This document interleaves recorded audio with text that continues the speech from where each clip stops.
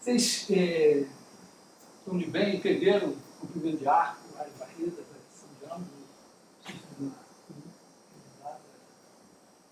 Tem uma coisa que eu acho, eu não sei se vocês viram isso no cálculo, né, mas nós vamos trabalhar com função que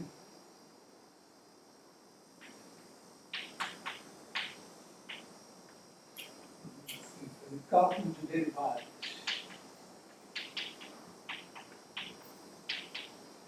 Só uma coisa que eu acho importante destacar, a gente vai trabalhar com funções de uma curva C do intervalo I em R3. Então a derivada é coordenada. Né? Você faz C de T igual a X de T, função de T, V de T. Então a derivada, a gente bota, não sei se no cálculo você viu isso, mas em mecânica, normalmente, quando é derivada em relação ao tempo, você usa um pontinho em cima. Né?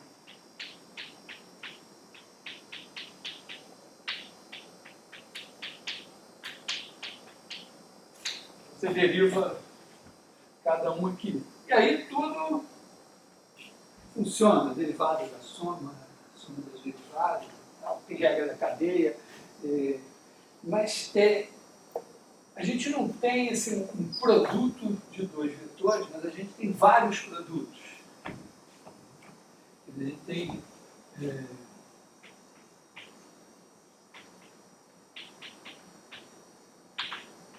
então, a gente tem o produto escalar, por exemplo, você tem o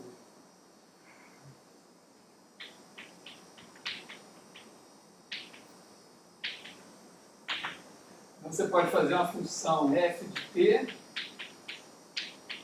igual a u de t escalar v de t. Então, esses dois caras trabalhando, você pegou o produto escalar. Então, funciona a derivada como derivada do produto. Mas, bom, a gente tem outros, né? Vetorial.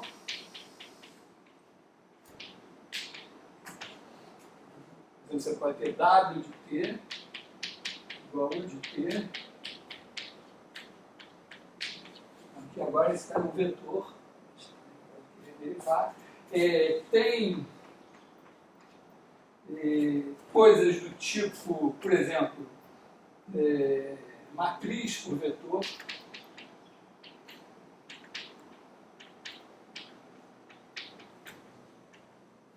Então você pode ter um W de t dele igual a A de t. V de t, isso aqui é uma matriz, é um vetor. Pode ser pensado como uma transformação linear também. Que mais pode ter, por exemplo, números complexos.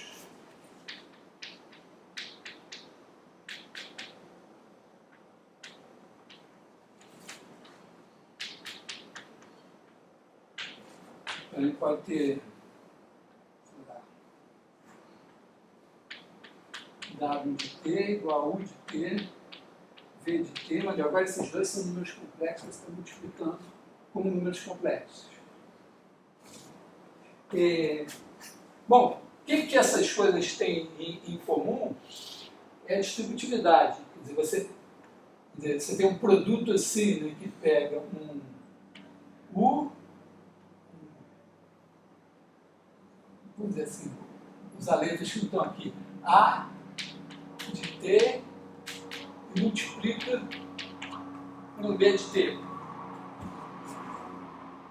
E o importante aqui que você tem é o seguinte, se você tem essa propriedade A1 de T mais A2 de T, B de T igual a A1 de T, B de T, mais A2 de T, B de T. E também, mesma coisa, né, se você tiver A de T, B1 de T mais B2 de T. Observe que eu tenho necessariamente que olhar as duas, porque tem produtos aqui que não são comutativos. Esse não é, Esse não é.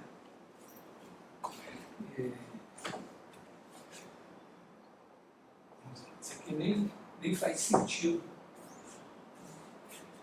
Bom, também, tipicamente, né, você tem uma coisa assim, né, se você tiver um K de T, A de T,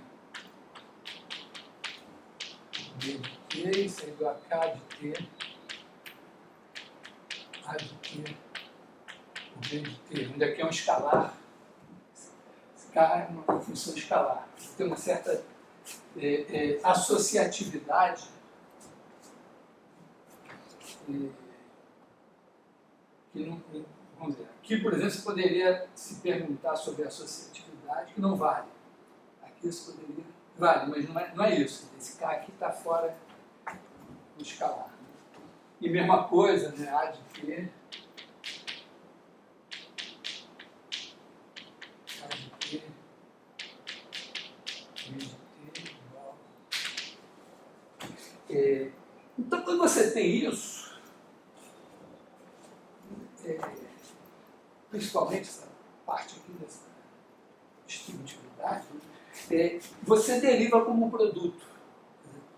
Se eu tiver que derivar, né, digamos que eu faça C de T igual a A de T por B de T, que engloba cada uma dessas situações aqui.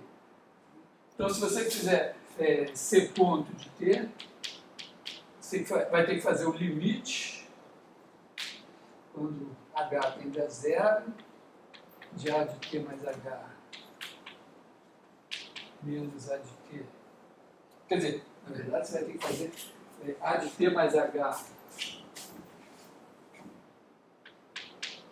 B de T mais H menos A de T, B de T e dividir por H. Eu sempre me sinto assim, dividir o vetor é uma coisa meio imprópria, mas dividir por H é multiplicar por 1 sobre H. E aí, o mesmo truque que a gente faz para derivar o produto com funções escalares, né? A gente faz aqui. Né? Você pode fazer aqui o limite. Aí você tem duas maneiras naturais de fazer isso, né? Uma é você dizer, bom, aqui eu vou somar, eu vou subtrair A de T mais H vezes B de T. Aí eu subtraio isso e somo. Professor Rogério, com licença, uma palavrinha, por favor. Eu estou dando aula, né? Não posso... Sim, é coisa rápida, só falar com o senhor a respeito do horário de hoje. Eu vou dar aula até meio-dia, eu tenho direito a aula até meio-dia. Não, eu só quero mostrar para o senhor. Eu tenho uma nota oficial a respeito do horário de hoje, dos expedientes que se encerra às 11 horas. Nota oficial de quem? Uma nota vinda da reitoria. Bom, eu não fui avisada. Eu estou com o documento aqui para o senhor. Tá bom. Significa que o CCB vai ficar fechado? Eu não vou poder sair? O expediente do pessoal é até às 11 horas. Tá, mas eu não vou poder sair. Não, o senhor pode sair, com certeza, só que não vai ter ninguém aqui. Esse documento aqui é só para o senhor dar uma olhada. O nome do senhor é qual mesmo? Felipe. Aí só para o senhor estar ciente aí que até às 12 horas o pessoal vai estar disponível. Sim, olha, eu li o decreto, mas o decreto me autoriza a Bom, e garante que vai ter sim. condições de você trancado aqui dentro. A professora Cássia está ciente, tá? Eu também estou ciente. Tá? Eu posso sair daqui, Tá, tá? com certeza, não vai ficar trancado.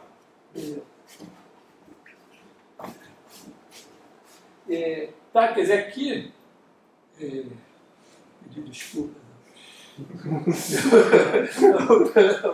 Vai insistir, não sei se vai dar para cortar. Mas, bom, retomando aqui. Então, um truque padrão aqui, né? Você subtrai isso aqui e soma. Aí esse cara entra aqui, e aí você usa a distributividade para juntar esse com esse. Quer dizer, isso aqui vira A de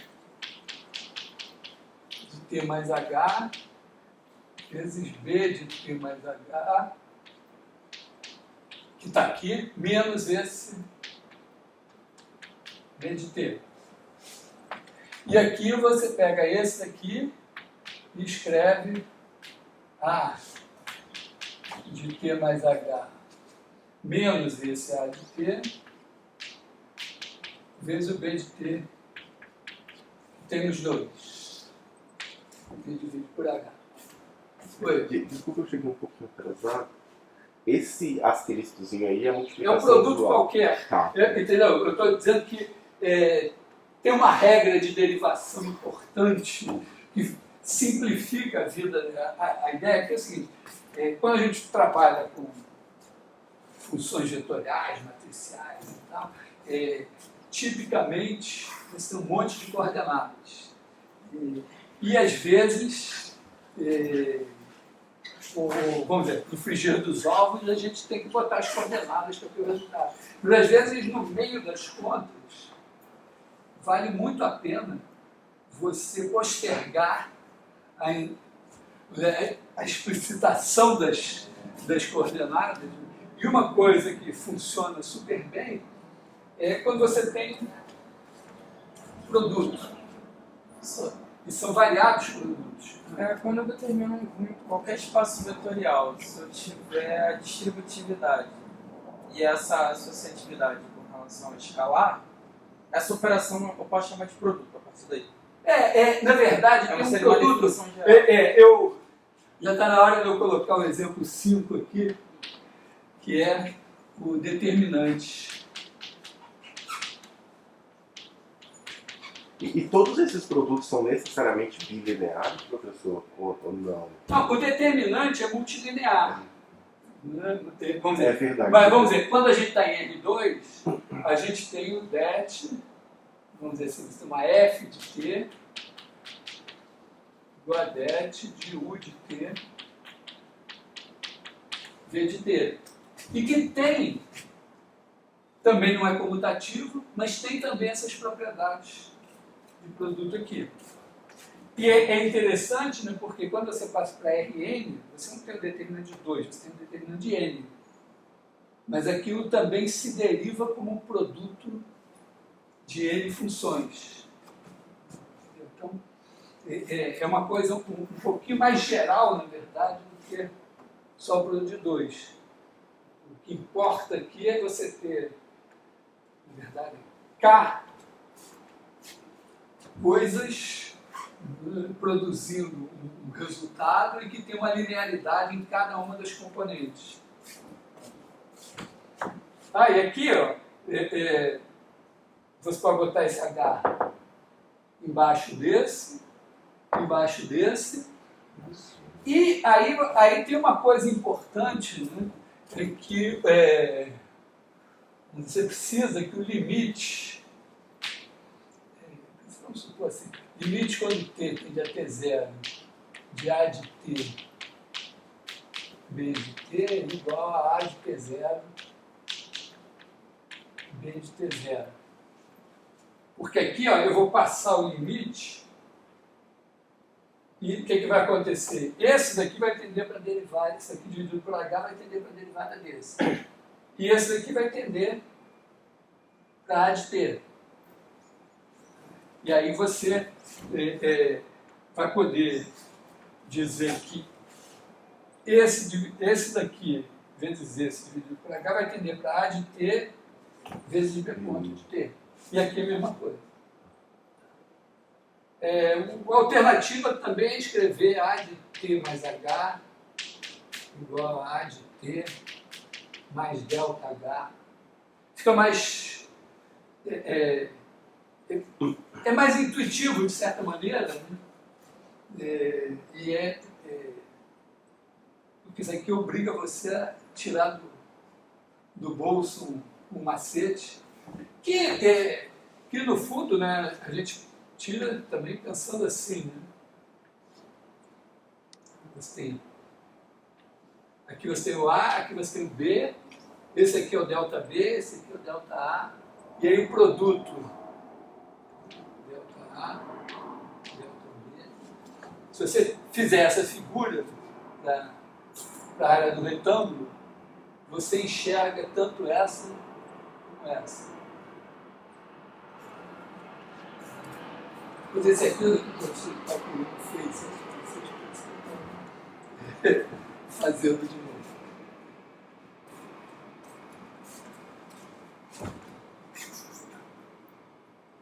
Então, todas essas coisas aqui,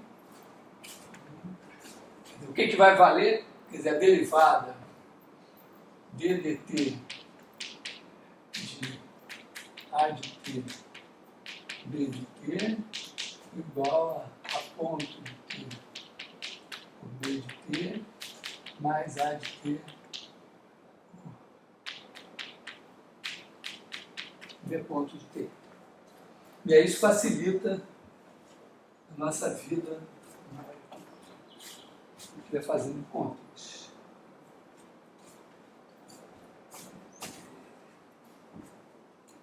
Senão é um inferno. Muitas coordenadas, muitas páginas.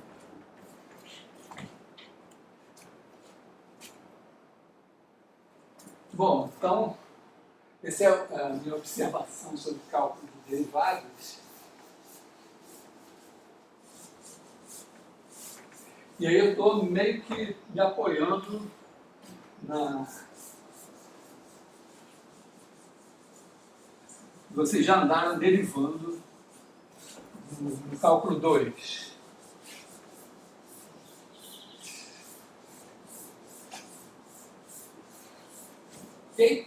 Vamos dizer, a gente tem pelo menos três ideias envolvendo integral derivada, né, que são comprimento de arco, né,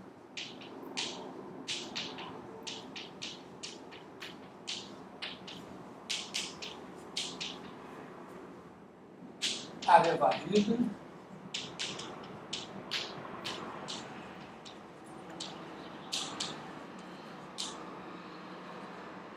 e variação gama.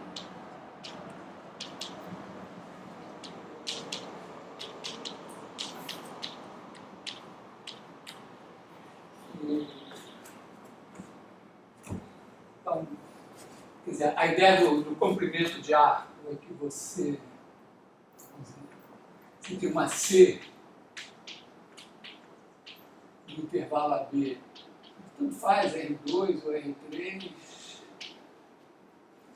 e aí você define o comprimento de C, supõe que ela seja de classe C1, né?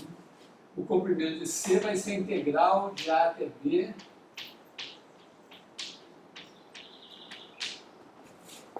quer dizer, a ideia de que quando você está aqui no tempo T,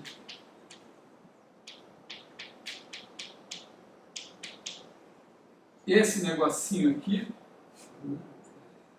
esse vetorzinho aqui é aproximado por esse daqui, onde esse daqui é o C ponto de T multiplicado por delta T. E aí quando você vai pegar a norma desse cara, em vez desse, você pega a norma desse, delta T positivo sai, fica isso aqui. Essa a rigor, né? Assim como você faz para... A rigor você pode sempre definir uma espécie de comprimento de uma curva, pensando no seguinte, mesmo que ela não seja derivada nem nada, você pode dizer assim, né? Você pega essa C e pega P, partição do intervalo AB, quer dizer, P é igual a 0 menor a 1. Esse daqui é igual a A, esse daqui é igual a B. E aí você faz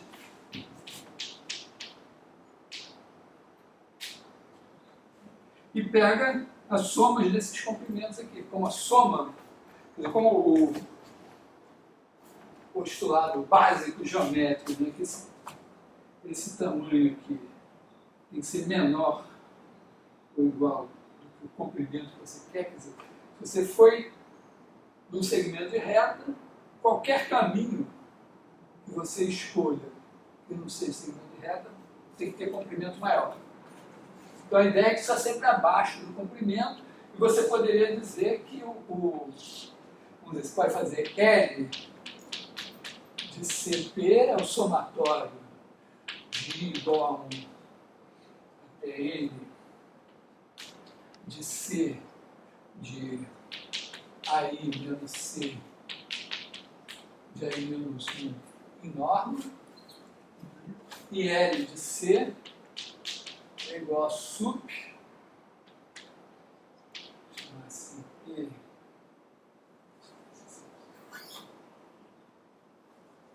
Esse aqui vai ser o conjunto de todas as partições do intervalo AB. Você pega o conjunto de todas as partições, cada uma delas dá um comprimento. Então, o conjunto desses números, que são os candidatos a comprimento, que todos têm que estar abaixo do comprimento verdadeiro, se existir, você pega o supremo, que seria o cara que deveria ser o maior elemento. Claro que se a curva for esquisita, esse supremo vai dar infinito. Quer dizer, a gente, não lembro se a gente viu isso, mas deve ter visto, né? Você pode construir uma curva contínua, inclusive, que preenche todo esse quadrado aqui. A gente faz isso com... você pega curvas contínuas do seguinte tipo, né? Você pega... começa aqui, sai para cá, vem aqui, volta para cá, vai assim, aí vem aqui, volta aqui, vem aqui e sai por aqui.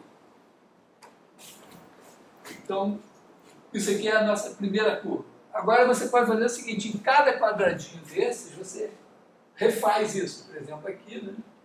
Você faz isso aqui e diz, bom, tudo bem, eu vou pegar essa curva que chegou por aqui, eu vou aproveitar essa entrada e essa saída, só que agora eu vou alterar aqui, vou fazer igual a isso. E aí você vai fazendo cada quadradinho.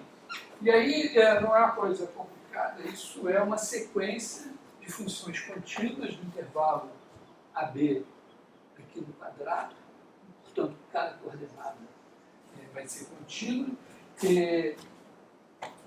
e elas estão sempre próximas, porque olha só, o cara, vamos dizer, isso aqui tem 9 pedaços, então claro, eu peguei o intervalo 0,1, parti em 9 partes iguais. Na primeira parte você está aqui, na segunda aqui, na terceira aqui, na quarta aqui. Agora eu pego esse é a segunda parte, né? Quer dizer, que vai ser o intervalo 0,1,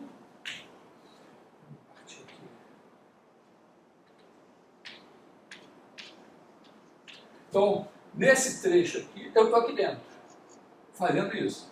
Eu vou continuar aqui dentro, só que fazendo outra coisa. Então, a distância entre o que está acontecendo nessa curva e na nova vai ser, no máximo, a diagonal desse quadrado. Só que agora eu vou ficar com alguma coisa assim e tal.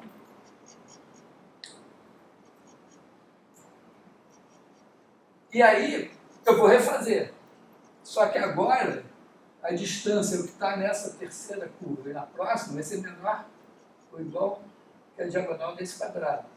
Então, cada vez eu estou acrescentando novas curvas de tal forma que dali para frente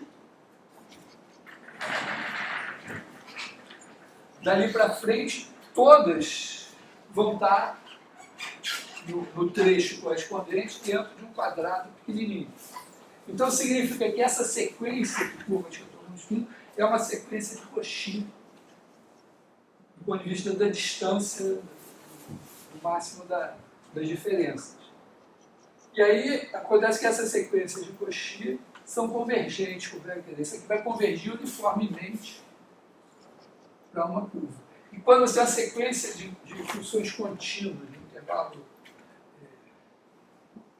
fechado, convergindo uniformemente uma certa função, ela é contínua. Então, moral da história, com esse limite a gente consegue,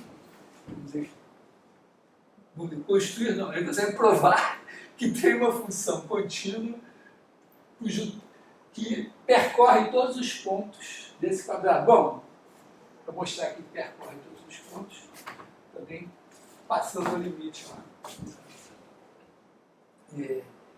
E essa função, bom, certamente na hora que você fizer esse supremo aqui, vai dar infinito. É possível, né, você... Bom, dá para desconfiar, né? Se você não supuser alguma coisa, o comprimento da sua curva definido dessa maneira pode dar infinito. Não precisa tanto. Mas pode ser um pouco menos. Mas, vamos dizer, não nos interessa tanto aqui. Aqui não seria legal, mas dá um certo trabalho. Então, o padrão é assim, a gente supõe que a nossa curva é C1. Ou, às vezes, para dar uma certa folga, você diz, nós vamos fazer C1 por partes. O que é C1 por partes? É uma coisa que admite algumas quebras. Então, você tem o seu intervalo, a função é contínua nesse intervalo, só que tem uma partição tal que em cada subintervalo da partição ela é C1, incluindo, geralmente, né, você tem o limite da derivada. Então, que teria, vamos dizer, significaria que essa curva teria uma derivada. Quando você faz isso como um movimento mesmo, é razoável, na verdade, você... Aliás, repara aqui, para ter essa figura aqui, não precisa perder a continuidade da derivada. E quando você faz um movimento físico, assim, o que tipicamente você... Físico, vamos dizer assim, físico ingênuo. Você vai, você pode parar aqui, sair assim. Então, na verdade, você, nesses pontos de quebra, basta que você ponha a velocidade zero, você pode chegar aqui com velocidade zero para conseguir,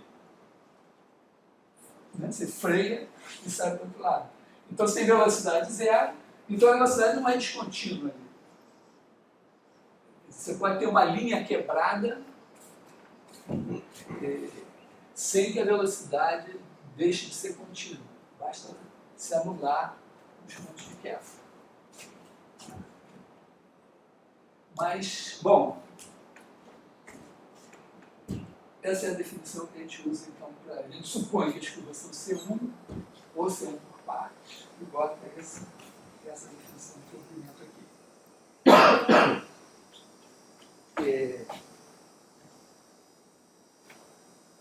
Quando a curva é C1, tem uma coisa legal, é o seguinte, se você supuser que a velocidade não se anula, então essa função, se a velocidade não se anula, você tem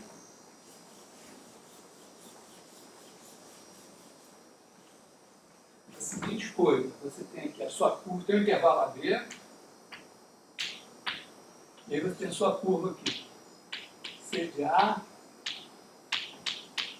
C de B. Então, para cada T aqui,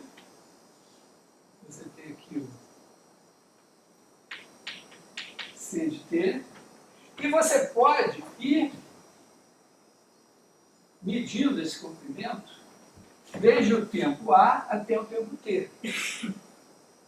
Então, você pode pegar e fazer o seguinte, né? Você pode pegar aqui no GA e bota aqui o 0. E aí, claro, o comprimento, se você fizer, vamos chamar assim, L de t, é igual a integral de A até t,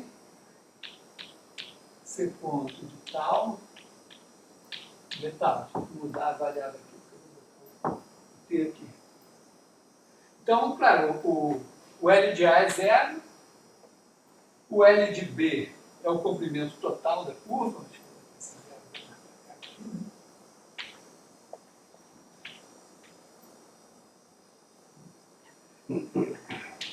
E aí, vamos ver, nesse tempo t aqui, você está aqui com esse L de t. E aí essa função daqui para cá é uma função crescente.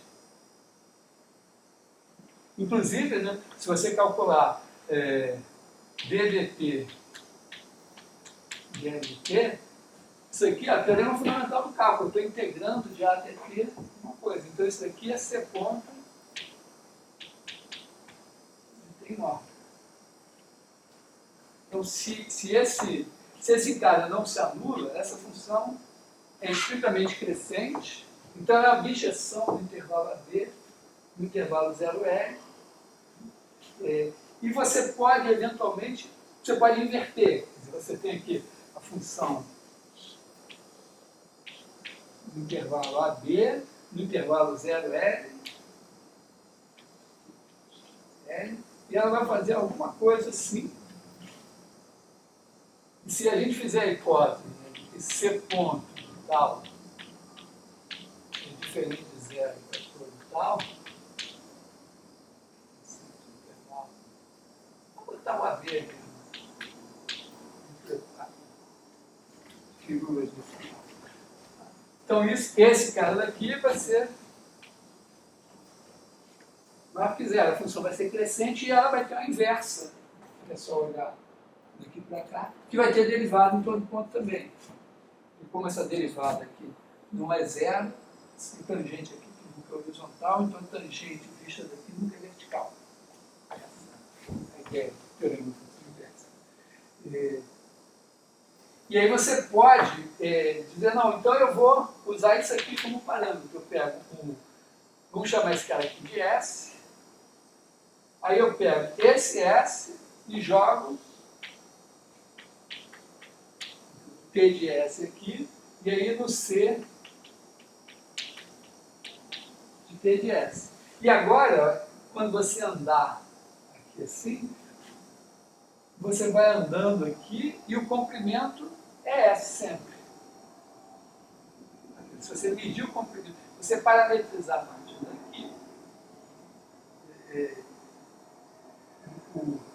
você está fazendo de tal maneira que quando você andou S aqui, você está no T aqui, tal que isso aqui é exatamente S.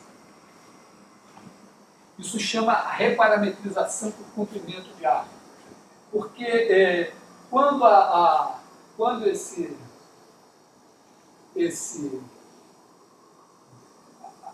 aqui seria a seguinte, você reparametriza, né? Vamos dizer assim, você cria uma nova curva gama. A gente costuma usar a mesma letra C, mas no caso aqui poderia dar muita confusão. De 0L em R3, que pega cada S e me leva em C. Isso aqui já é suficiente como confusão. C de T de S.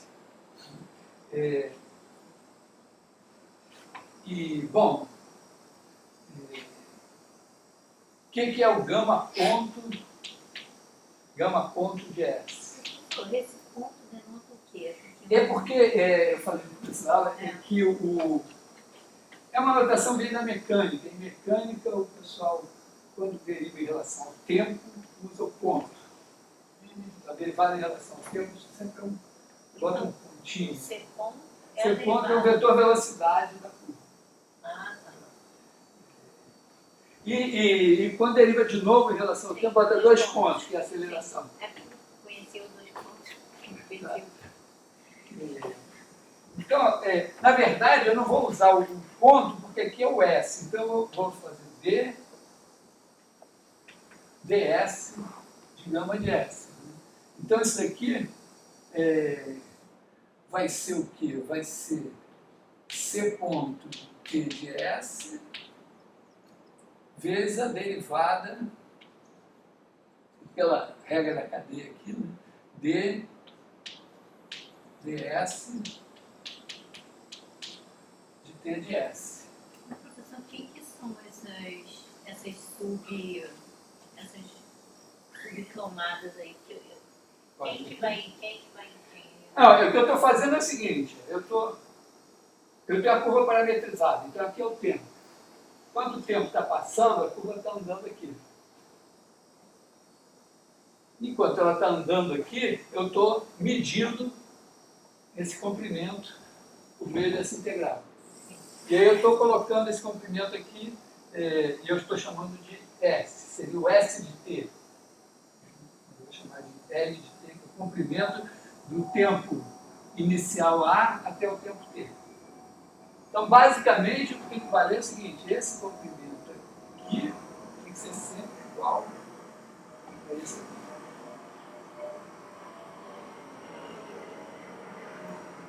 Que eu estou fazendo, construindo para isso. Quando o que significaria, o que tem que significar, né, é que vamos dizer, se eu fizer o comprimento de gama de S, L de gama de S, isso tem que ser igual a S. Tá legal? Porque eu estou vindo até S, esse cara está aqui, e o que caracteriza isso é que esse comprimento aqui é exatamente. Mas o gama aí é quem? Gama é a mesma curva, só que parametrizada assim. Eu pego um S aqui, aí eu procuro o T. Eu tenho aqui um comprimento. Eu digo, mas em que tempo eu cheguei nesse comprimento? É esse T aqui. E bom, nesse tempo aqui, onde é que eu estou na curva? Estou nesse ponto aqui. Então é esse cara. Se eu tenho um comprimento de arco parametrizado pelo tempo, então PDS é inverso. Justamente, o T de S é inversa. Então eu sei que L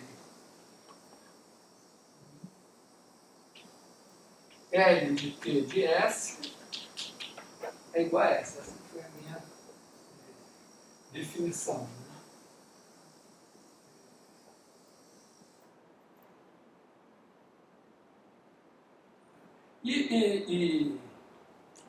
Mas o que é?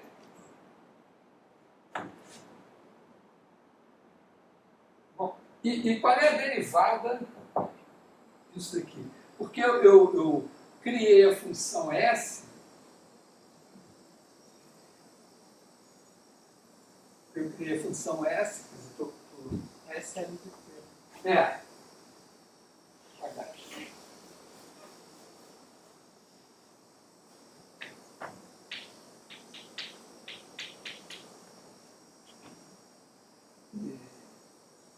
Então, na verdade, né, quer dizer, eu tenho ds dt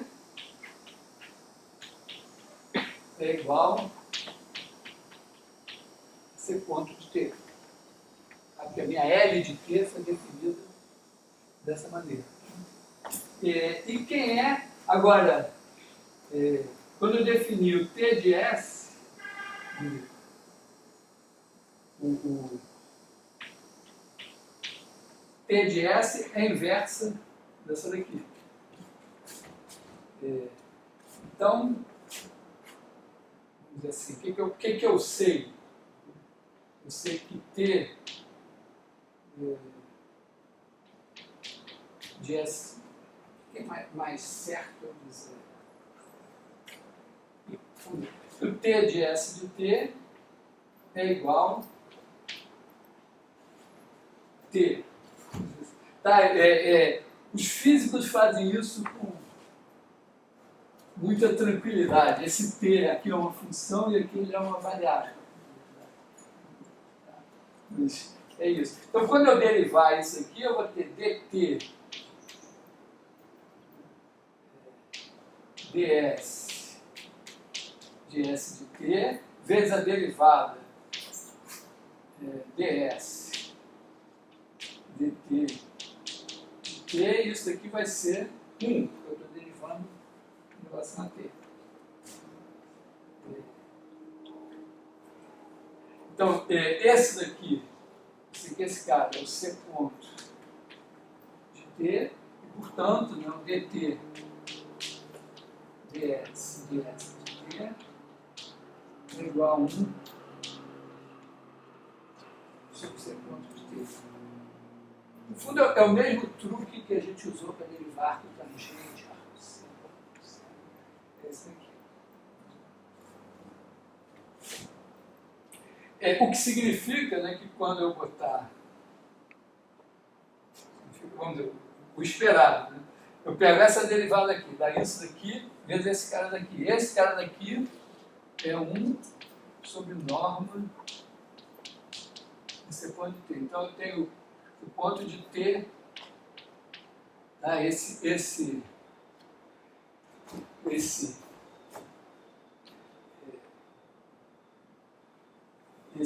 aqui é exatamente o t desse s. Só para frisar aqui, porque aí esse cara está dividido pela norma dele, portanto ele tem norma 1. Que é, vamos dizer, É o vetor tangente. esse aqui. Bom, aqui, a ideia é a seguinte, aqui eu estou andando, mas eu não estou andando com velocidade 1. Mas quando eu imponho que eu vou andar dessa maneira, em que o comprimento aqui é o comprimento aqui, é claro, né, que eu vou ter que andar em relação a essa variável com velocidade 1. Aqui é só a conta que explicita isso. Então também é uma coisa, vamos dizer, do ponto de vista teórico, às vezes você está querendo provar alguma coisa, ou entender melhor alguma coisa, se você sabe que aquilo, que a velocidade não se anula, você diz, não, vou reparametrizar por comprimento de arco. Tem a curva, e eu não estou interessado exatamente no movimento, mas na curva. Então você parametriza por comprimento de arco. Na hora que você parametriza por comprimento de arco, a sua velocidade tem norma sempre 1. Portanto, o seu vetor de aceleração é perpendicular à velocidade. O vetor de velocidade está andando sobre um círculo. E aí você não tem aceleração tangencial, só aceleração normal. Que também é razoável, porque a aceleração tangencial, o que ela faz? Ela modifica a rapidez, modifica a norma do vetor velocidade, enquanto que a aceleração normal modifica a direção dele. Então, se ele vai manter a norma constante, você só tem aceleração normal, aí facilita muitos cálculos também.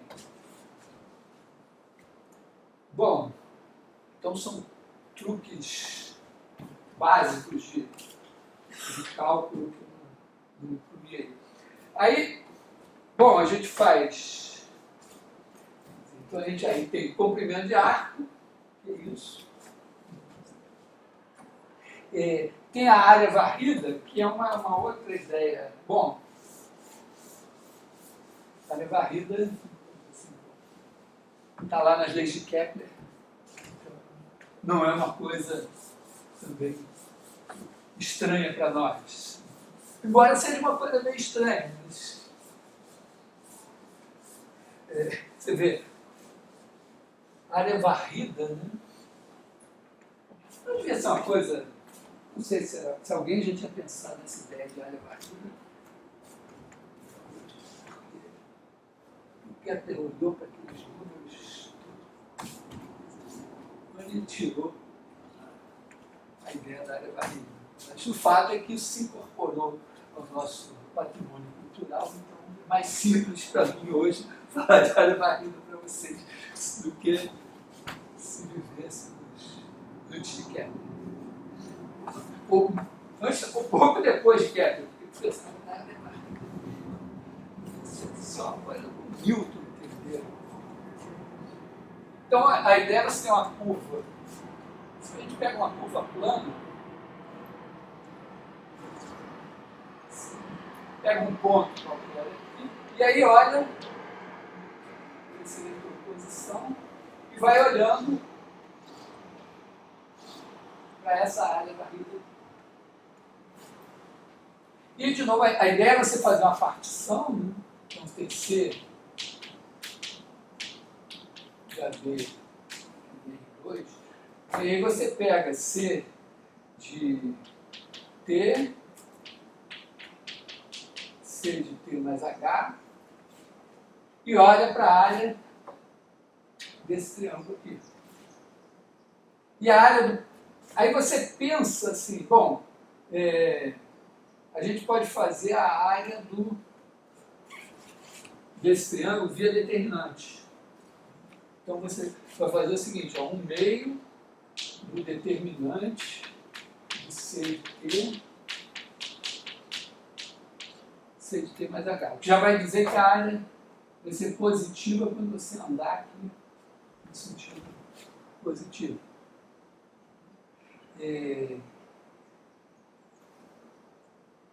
E, bom, uma coisa seria dizer, bom, eu vou tentar escrever isso como uma derivada, porque está querendo muito, né? Tá certo? Eu posso fazer o seguinte, ó.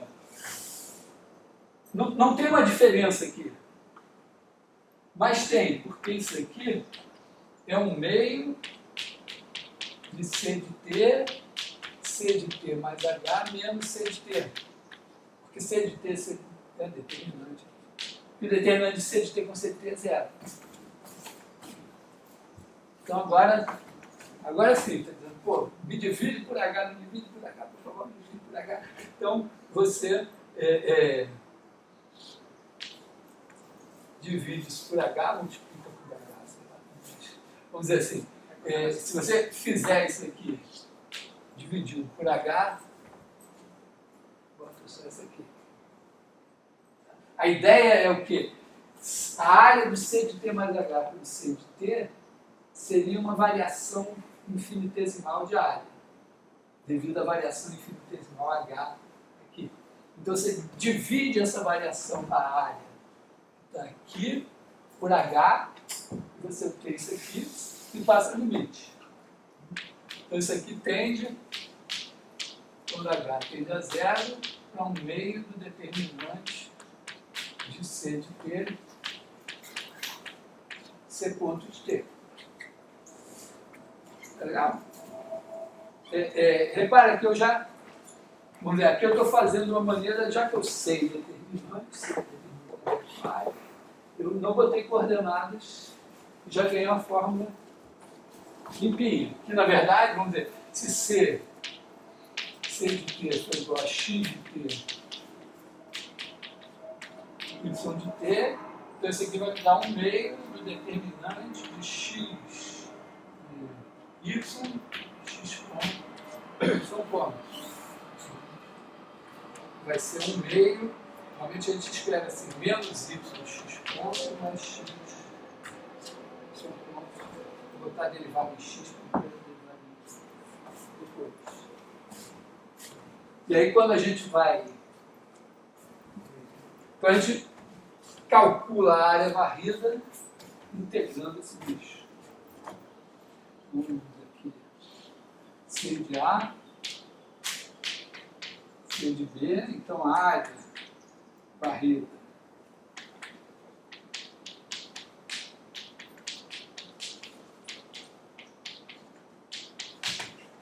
vai ser integral de A até B, meio, menos y de t, x ponto de t, mais x de t, ponto de t,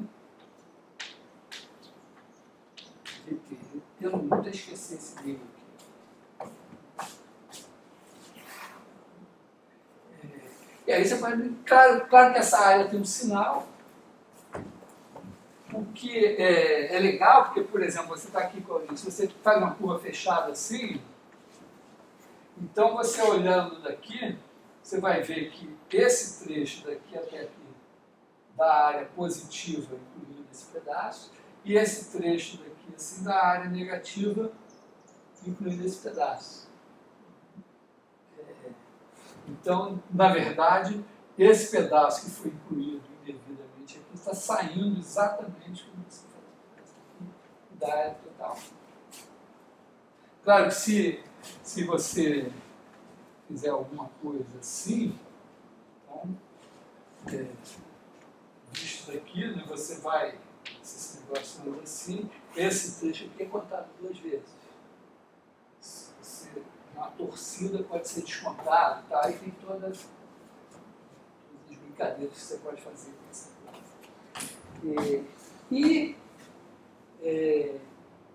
Tem uma coisa interessante que a gente já pode tirar da varrida, que é a lei das áreas.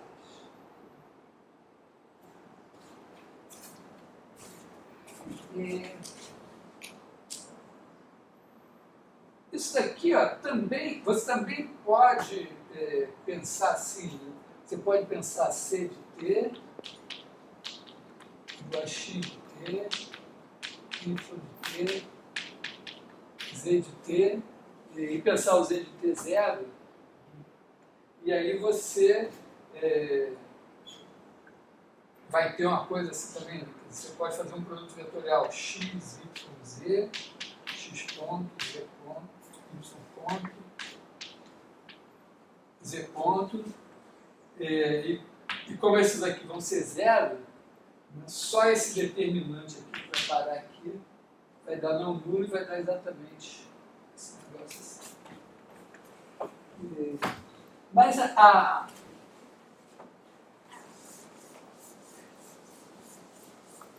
é importante porque tem esse produto vetorial, né?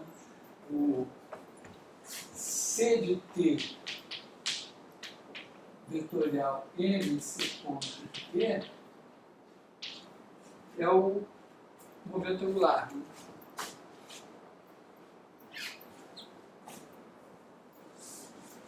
Tem uma desses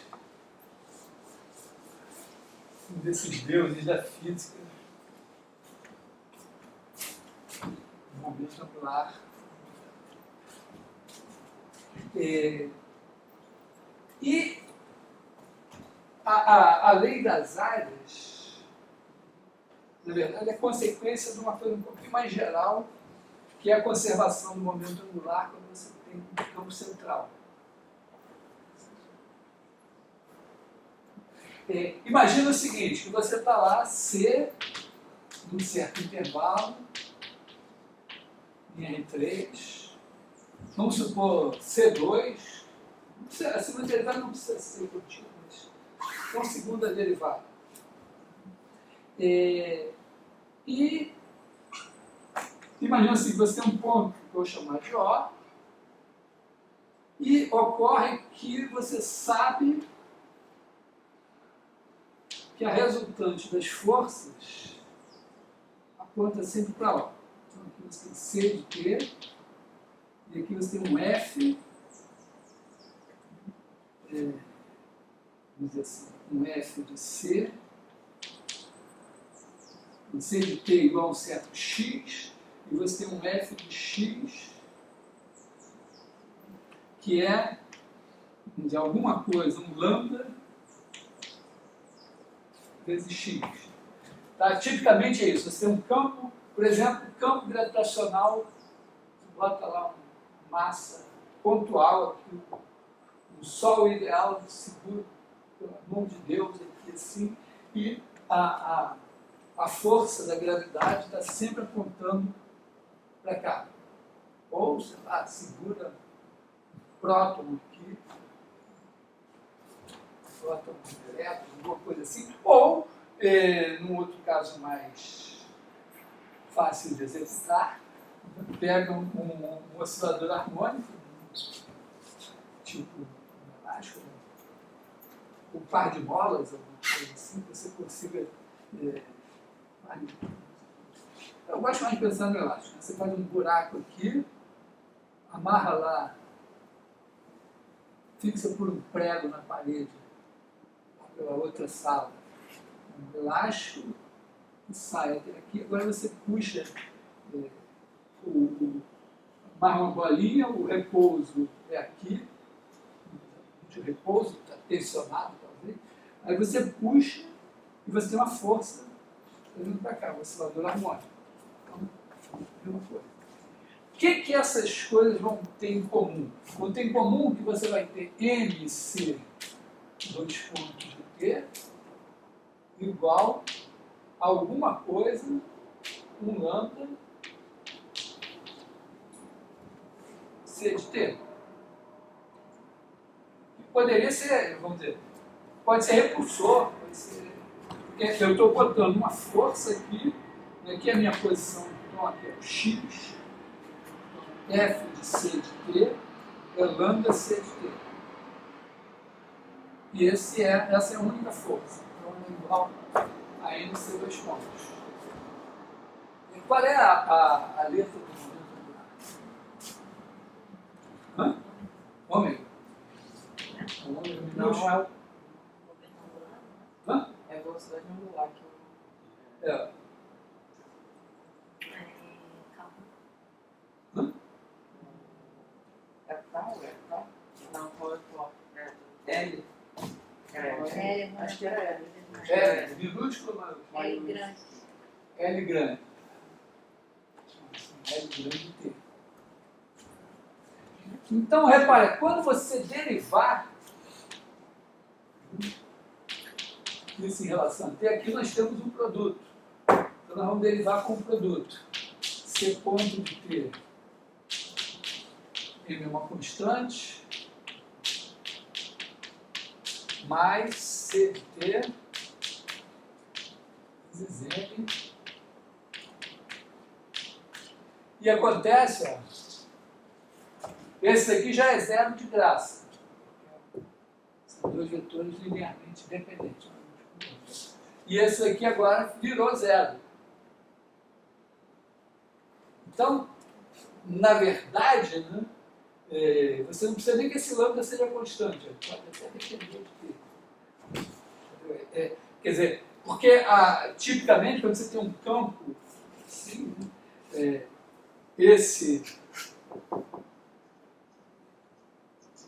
essa força aqui, ela está determinada pelo ponto. Mas nem precisa, você pode estar andando pelo espaço e estar sempre, em cada instante, com uma força apontando para o ponto O. E aí você vai ter... Mas quando você falou de repulsor, você não quis dizer a seta inverter, não, né? A seta é sempre pro ponto.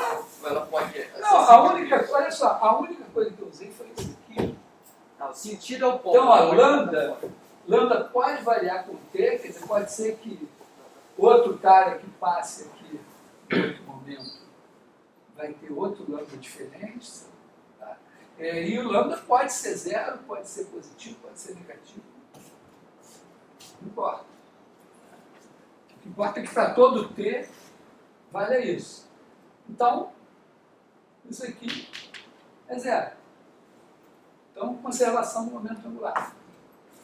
E aí, a conservação do momento angular tem 2 consequências. Uma depende da outra. A primeira é que o movimento vai se dar no plano. Se você tem uma conservação do momento angular, o movimento vai se dar no plano. A rigor, vamos dizer, poderia ser mais do que isso. Por exemplo, se você soltar o elástico aqui com uma velocidade para lá, você vai andar sobre uma reta. Mas eu não vou... isso está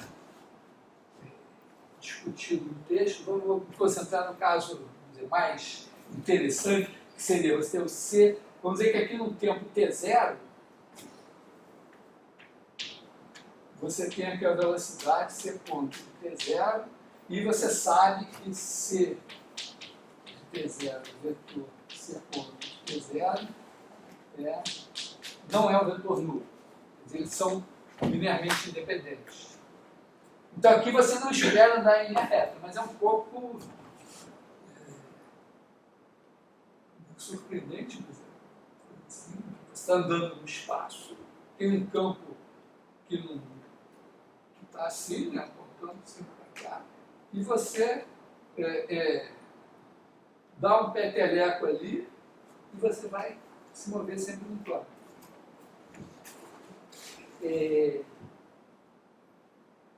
Por conta do seguinte, né?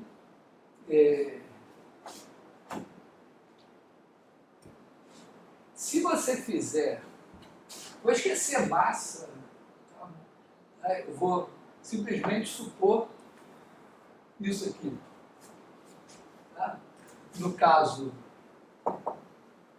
você está pensando em física, você divide por n, de qualquer maneira, tem uma coisa assim. Então, o que acontece? O que eu estou dizendo é que esse vetor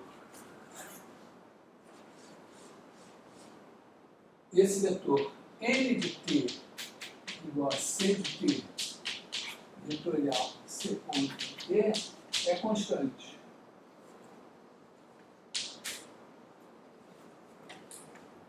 Porque a derivada dele é zero.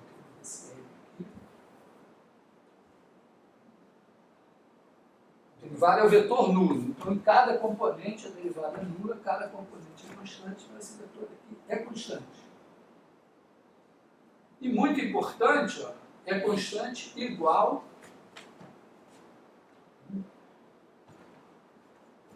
qual é a constante? Eu substituo t igual a t0. Então, n de t0 é igual a c de t0 vetorial c ponto de t0, que é diferente do vetor nulo. Então, eu tenho um vetor mesmo, que não é nulo, que é perpendicular. Na verdade, n de t tem que ser igual a n de t0 para todo tempo. Se é constante no tempo t0, é isso. Então, é isso. Então, eu tenho um vetor que, pelo que eu sei do produto vetorial, é sempre perpendicular a c de t. Então, se eu olhar o vetor c de t, eu tenho aqui o vetor n, que eu posso pensar como... Então, eu penso c de t, penso o plano perpendicular a n de t passando pela origem, e c de t está sempre nesse plano. Você tem isso. Então, o movimento é plano. E a segunda coisa é a lei das áreas. Por quê? Porque significa que agora eu pego esse cara, penso que C de t, já que está no plano, eu posso pensar assim, x de t, y de t, z de t. Só que eu posso pensar, botar coordenadas tais que isso aqui é zero. Eu posso dizer, bom, é esse plano, então x está aqui, y está aqui, z é a direção normal. Então, c ponto de t é igual a x ponto de t, y ponto de t, zero, e c de t vetorial c ponto de t é igual, vai dar 0, 0, e vai dar menos y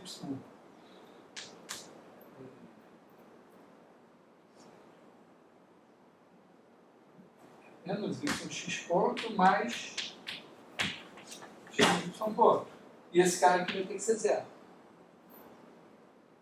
Então, isso aqui é a derivada da área varrida. Quer dizer, se eu fizer a de t igual a integral de t0 a t de meio de menos x ponto mais x ponto e tal, assim, a derivada de a de t é meio disso, que é zero. Então a de t é constante. Quer dizer, é constante. É constante significa, então, que se eu pegar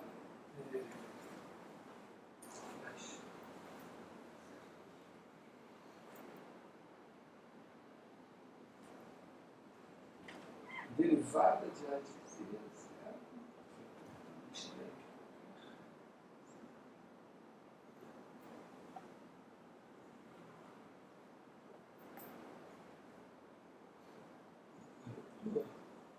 olhando, então, provei mais do que eu podia.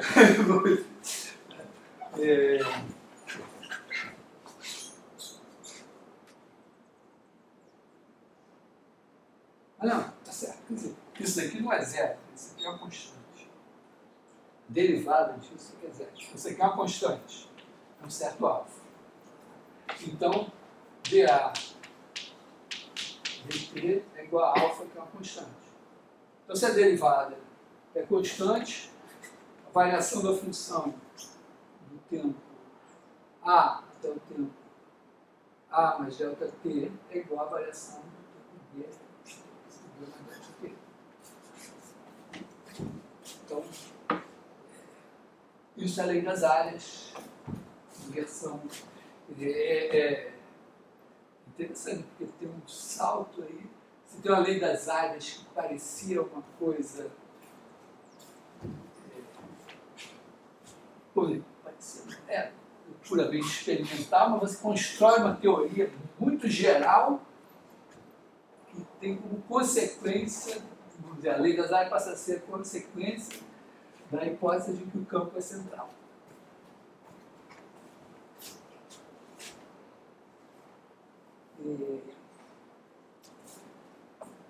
Outra coisa divertida que tem nas áreas, né, é um dos problemas, não sei se vocês tem dois problemas de áreas que eu gosto. Um que eu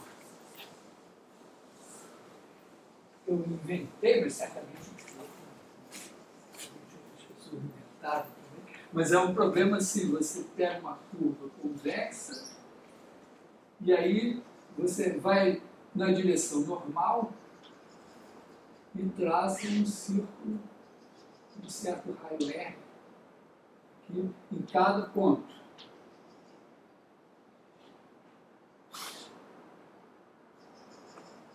Então você olha, pensando aqui a direção normal, e aí você vai ter uma curva aqui que vai ser tangente. Você pode pensar de outra maneira, assim, não, você vem pela normal aqui até o comprimento R. Como a curva é convexa, nunca vai ter um choque. E aí você constrói uma curva aqui fora. E a questão é qual é o comprimento entre essas duas curvas. O comprimento, qual é a área entre essas duas curvas. Não sei, a primeira vez que eu pensei nisso, eu fiz, parametrizei essa região, usei integral dupla e tal, não sei o quê. E isso foi legal. E até teve um momento que eu era na banca de um concurso ao professor, e eu botei esse problema, de prova. Tinha dois candidatos bons, nenhum dos dois fez. Mas aí eu entendi um pouco mais o problema e anos depois, 20 anos depois, eu era da banca do vestibular e botei esse mesmo problema como uma questão do vestibular. Claro que não exatamente assim, mas pensando da seguinte maneira: pega essa curva e aproxima de uma poligonal. E aí você vai ver o seguinte, né, que enquanto você está aqui, ó, você faz um retângulo. Enquanto você está aqui, você faz um retângulo. E aqui você liga para o círculo. E, olhando daí, deve estar ficando óbvio que esses setores circulares somam um círculo completo.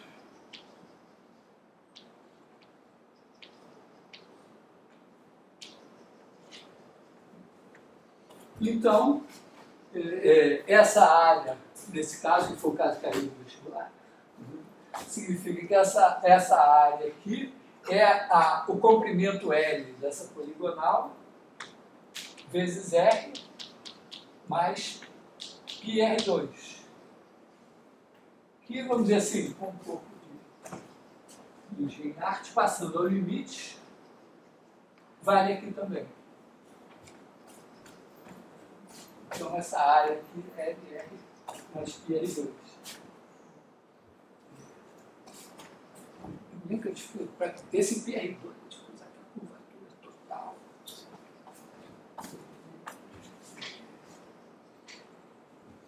Mas tem um problema mais legal ainda, que está no livro do Curran, que o Roussi, meu colega, pegou, também ele estava rodando no curso, colocou, mas aí tinha umas dicas. Aí teve que ele fizesse as dicas. Mas o problema é o seguinte: você tem uma curva convexa e tem uma haste assim, que ela vai, os dois pontos, você tem que o ponto A, o ponto B, e os dois vão descrever essa mesma curva convexa. Então, tem que ser possível isso, porque esse comprimento aqui fica fixo. Você tem aqui um ponto P, aqui tem uma distância A, aqui uma distância B.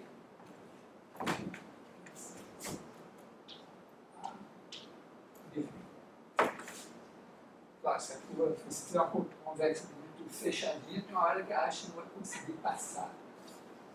Já é um bom problema entender quais são as curvas convexas que vão permitir isso. Mas a questão é a seguinte: então, esse ponto P vai descrever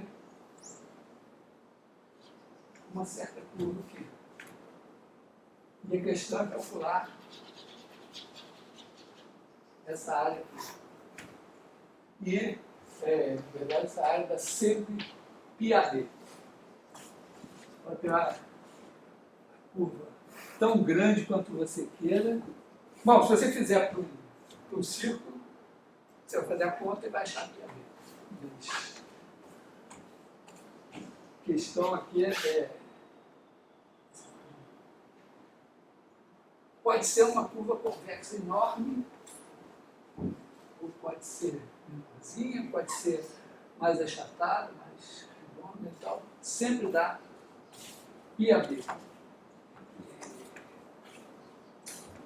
E esse é o problema que eu sei fazer, mas eu já vi até ter. Deixa eu passar alguma coisa escrita sobre esse problema.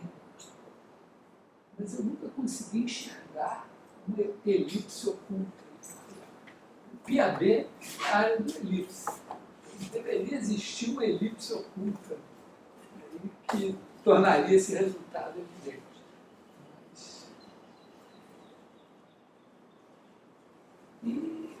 Bom, não sei se vocês se estudaram lá, chegaram a pensar nesse problema. Vou deixar vocês pensarem. Uma maneira simples, tem no livro do Curran, volume 2.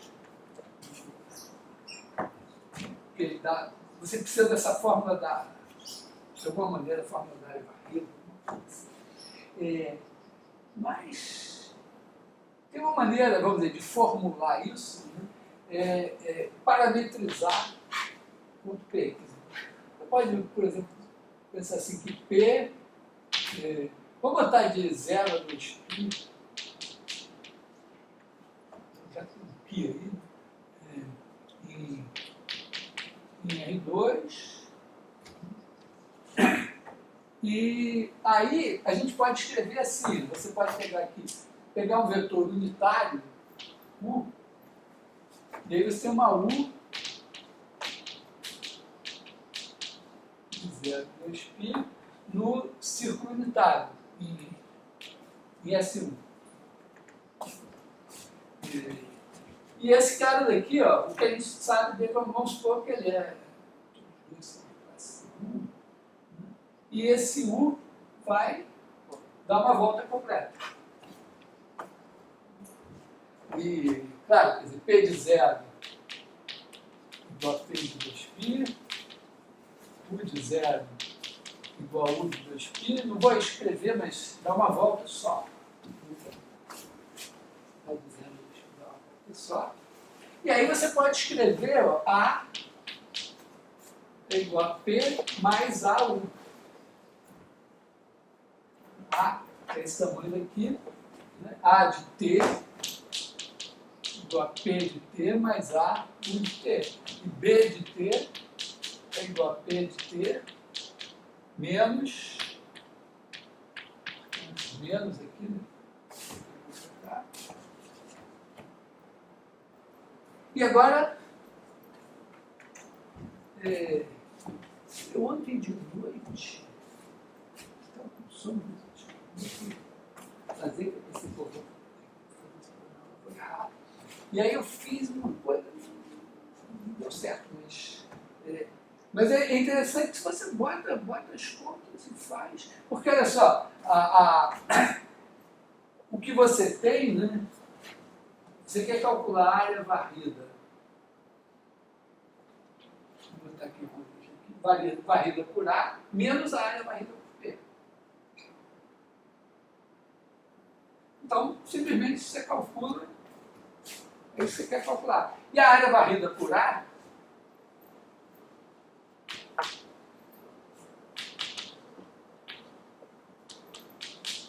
vai ser 1/2 da integral de 0 a 2π de A de T,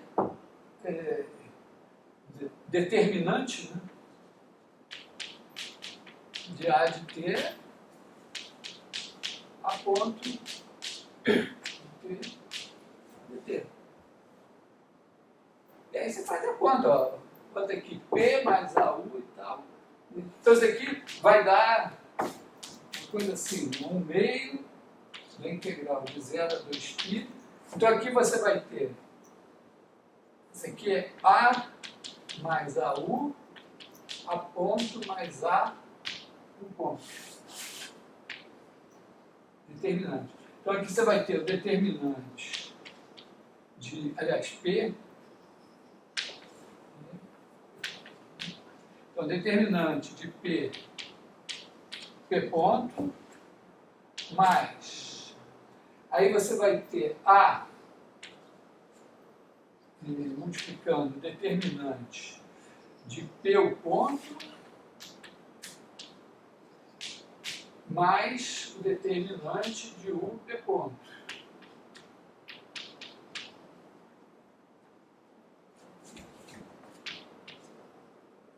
E mais A ao quadrado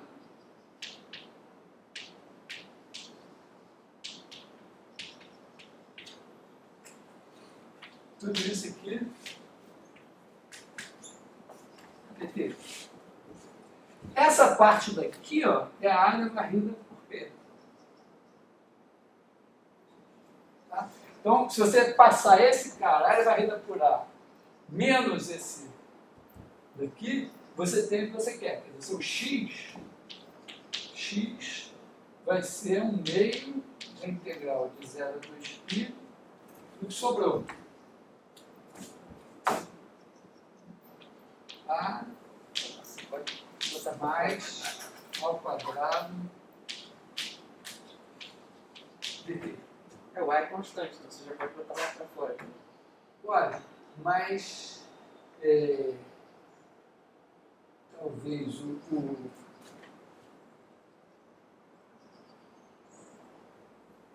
interessante seja você dizer, mas eu podia fazer essa conta com B. Então você faz a mesma conta com B.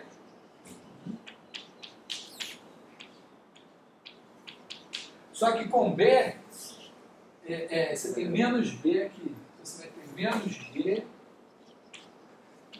mais B2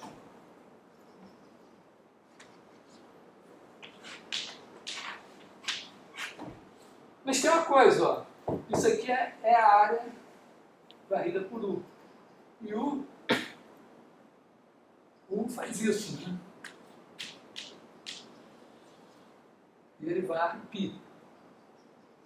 Então, essa integral daqui por meio, quer dizer, esse termo daqui,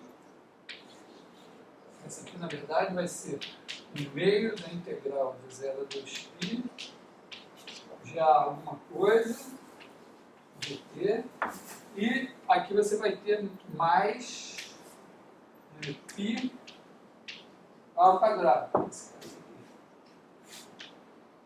E aqui você vai ter o meio da integral de 0 a 2π de menos b alguma coisa dt mais πb2. Então, o seu x está aqui, que você tem que calcular, aqui você tem πb2, o seu problema está aqui. E isso aqui, se o determinante fosse comutativo, né, isso seria a derivada do produto, né, P ponto e P ponto. Só que está aqui, trocou a ordem. Mas tem um sinal menos lá do B, que permite a você fazer um algebrismo e se livrar desse tempo. A primeira vez que eu fiz, eu não passei isso para o outro lado, esqueci do que eu queria calcular a diferença entre esse e esse. E só igualei a área varrida por A, a área varrida por B, eliminei esse cara aqui e não deu certo. Mas, então, já fiz o problema com vocês, eu só agora. E o Paulo, como eu, vai passar talvez o resto da vida procurando a elipse.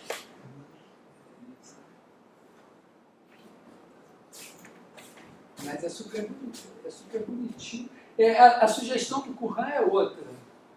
Outra maneira de fazer. Mas essa que eu saiba é mais simples. É uma coisa que eu pensei, mas ainda tem que refinar, não sei se pode dar ou não, é que o B, supondo que a gente está girando a haste assim, né, já que a gente definiu U nesse sentido, o B, em certo momento, vai passar por onde já está. Aliás, isso foi uma coisa que me impressionou, assim, eu não tinha pensado nisso. Mas a gente não usa explicitamente que o A e o B que o B vai passar aqui no mesmo ponto que A. Usa porque você está usando que é a mesma curva para dizer que Não, você está dizendo, ó, o A e o B estão ligados por uma haste. E os dois, cada um deles descreve uma curva que, se você tirar a área que está dentro dela, tirar dela a área aqui, vai dar a mesma coisa. Então, os dois descrevem uma curva que tem a mesma área, vamos dizer, descreve uma curva que contém essa daqui e tem a mesma área. Mas poderiam ser curvas diferentes, inclusive. Não parei para verificar se essa hipótese aqui, porque tem uma hipótese de rigidez aqui do A e do B e tal. Será que não precisa? Mas é engraçado, eu não... Você vê, na solução a gente vai fazendo, e não, explicitamente, Talvez se botar não explícito aparece. mais fácil a conta, não sei. Não sei.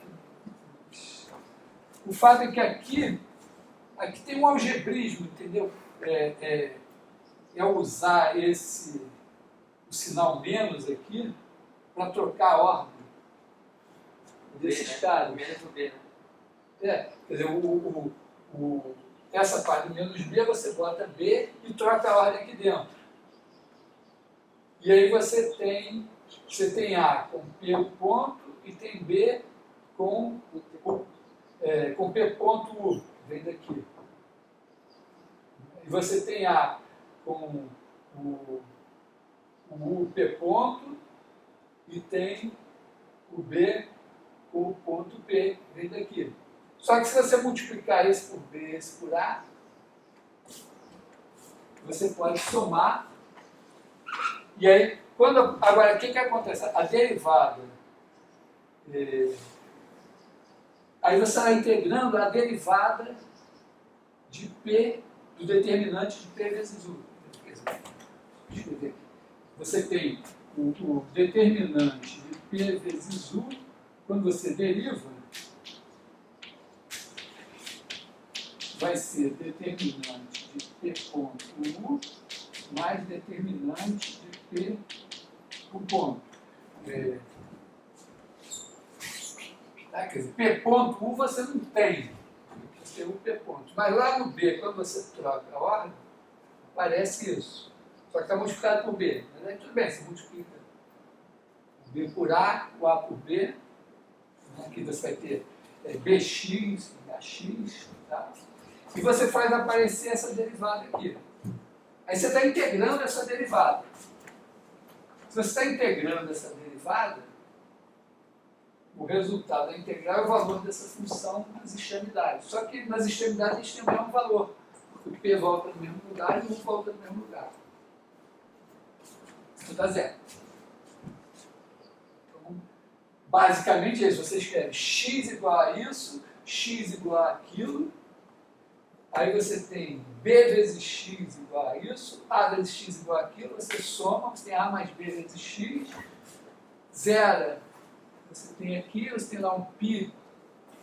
Você vai ter uma coisa assim, A mais B vezes x é igual a uma coisa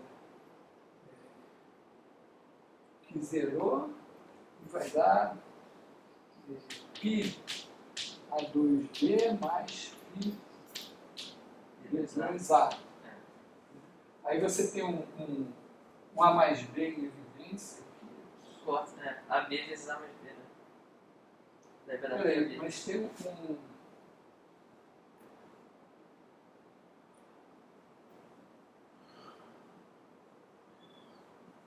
tá certo. Esse aqui é π A mais B Vezes AB.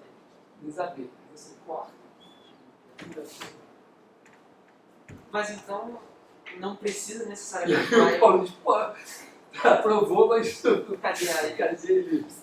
Cadê? Não vi nada. Não, o que está me deixando em choque agora é será que realmente A e B não precisam estar na mesma curva? Se seguir as hipóteses da área e tal, que você falou, porque realmente você não usou isso dele. Mas não sei se isso é possível. É isso que eu acho. tô pensando. Mas só ontem que eu disse, pô, peraí, mas nessa solução isso explicitamente. Bom, Se bem que você está usando o P de T mais A de porque a curva fecha. É. Mas eu só usei que ela fecha. Só isso. Então tem esse probleminha que já vale. Antigamente eu dava esse probleminha no cálculo 3. Aí eles dizem, pô, eu faria o curso de cálculo 3 inteiro só para aprender a resolver esse problema. Agora caiu. Caiu pro CVGA. Daqui a pouco, se o seu FRJ voltar a fazer o seu próprio vestibular, tem chance de cair no vestibular. Eu sempre tinha um negócio na banca, eu sempre gostava por botar um problema, o último, porque a prova era assim, o primeiro problema era trivial e tal. Aí de botar o último problema mais quentezinho para o cara que faz turma ainda entender que a gente não bota os problemas assim, porque a gente não sabe. A gente não pode reprovar. Você tem que selecionar, você tem que selecionar 1.300 alunos para engenharia, não é a mesma coisa que você selecionar 100. Se você fizer uma prova que só 200 fazem, já era. Bom, não sei qual é o horário. Que horas são? 11h43. 11h43, que a gente pode terminar aqui hoje, né?